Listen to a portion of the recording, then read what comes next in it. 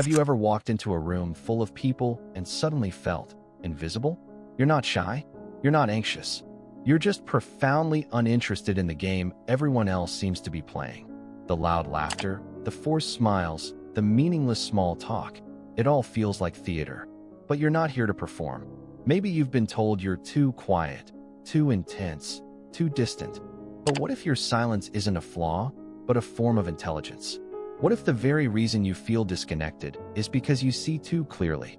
Arthur Schopenhauer once said, "The more unintelligent a man is, the less mysterious existence seems to him." Let that sink in. The world celebrates those who fit in, who mingle, who smile on cue. But those who think deeply, feel deeply, often find society unbearable. Because when you begin to see through the social masks, you stop clapping at the performance. You begin to ask, why are we all pretending? Why does nobody say what they actually mean? Why does everyone act like being alone is a disease? And slowly, the gatherings you once tried to enjoy start to feel like a prison of pretense. You sit there, surrounded by people, yet feel completely alone. But here's the truth. You're not broken. You're not antisocial. You're awake. Welcome to the silent struggle of the intelligent. And perhaps, the first step toward your freedom. Why is it that the more intelligent a person is, the less they seem to need constant social interaction?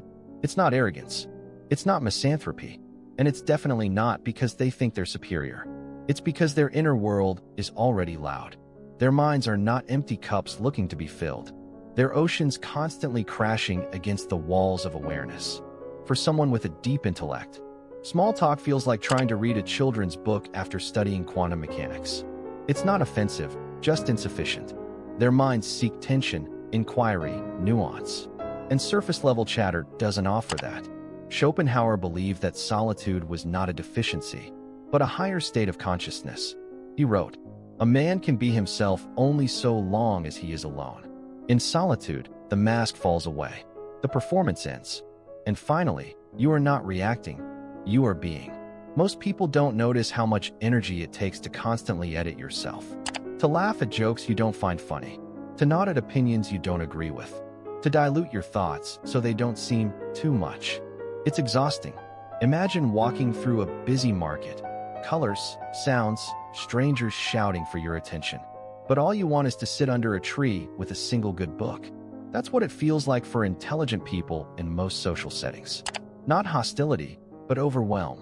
And when you always have to explain your jokes, translate your metaphors, or soften your silence so it's not mistaken for rudeness, you start asking, is it me? Am I the problem? No, you're just hungry in a world that serves you candy instead of real food. You're not antisocial. You're anti-superficial. And you're not alone. There's an entire silent tribe of thinkers, observers, inner wanderers, who, like you, are not avoiding connection, but seeking a deeper one than most are willing to offer. Here's a truth that stings. One that most people won't say out loud. The world is not built for people who think deeply. Modern society rewards speed, noise, and performance. The one who responds the fastest is seen as smart. The one who speaks the loudest is seen as confident. The one who shines the brightest is crowned as leader. But the thinker? He's still forming the question when others have already shouted 10 answers. She's still processing the emotional weight of a moment others laughed off. They pause. They reflect. They hesitate. Not because they're weak, but because they care too much about getting it right. And the world? It mistakes this thoughtfulness for fragility. In an age where silence is suspect and speed is worshipped, the introspective become invisible. Arthur Schopenhauer saw this long before the rise of social media.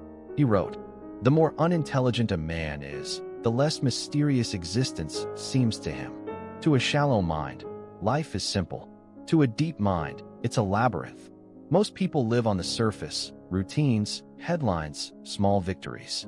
But the thinker lives with the constant hum of unspoken questions. Why do we exist? Why do we suffer?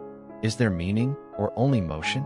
Try to explain these to someone obsessed with small talk, and it's like painting with colors they've never seen. Not their fault, just a mismatch of wavelengths. So what do the introspective do?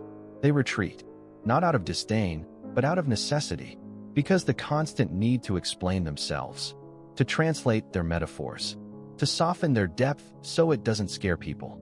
It drains them. It's like being fluent in poetry, but forced to speak only in slogans. And so, they build quiet sanctuaries, books, music, long walks, philosophy.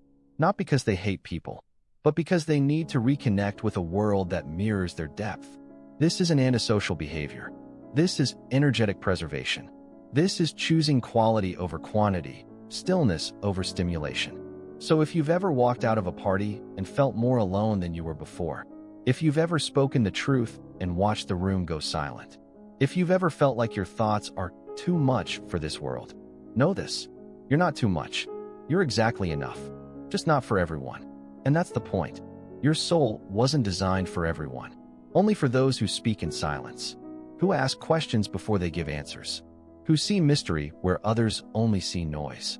The world worships charisma. It celebrates the connector, the entertainer, the one who shines on every stage. It calls them successful, magnetic, admirable. But here's what it rarely acknowledges: the quiet ones, the ones who do not need validation to feel alive, the ones who do not adapt to rooms, but shape their own. Not everyone who walks alone is lost.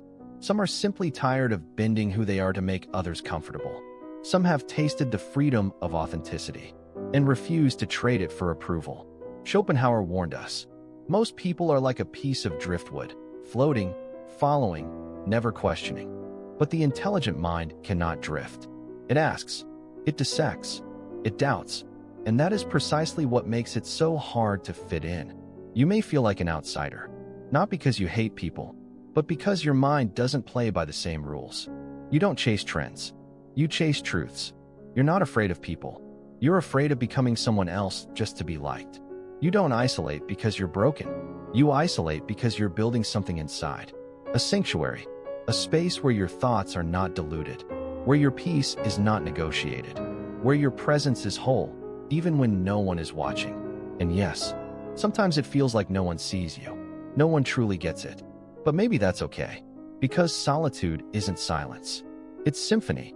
It's the music only you can hear. And when you listen closely, you realize something powerful. You're not empty. You're vast. You're not missing connection. You're just no longer entertained by noise.